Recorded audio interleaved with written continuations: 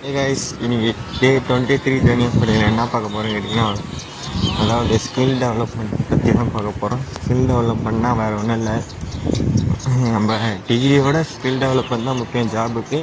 அதுவும் IT company பொறுத்தவரை அப்படின்னா நான் ஸ்கில்லு தான் இருக்குன்னு பார்த்தீங்கன்னா, கோடிங் டெவலப்மெண்ட், அதுக்கப்புறம் கம்யூனிகேஷன், அதுமாரி நிறையா போகும். அதுக்குள்ளே நீங்கள் சூஸ் பண்ணுறது தான் பைத்தான், அதேமாரி ஜாவா ஸ்கிரிப்டு, அப்புறம் ஃப்ரண்ட் அண்டு பேக் அண்டு, அதேமாரி நீங்கள் செலக்ட் பண்ணுறது தான் ஸ்கில் டெவலப்மெண்ட்டு.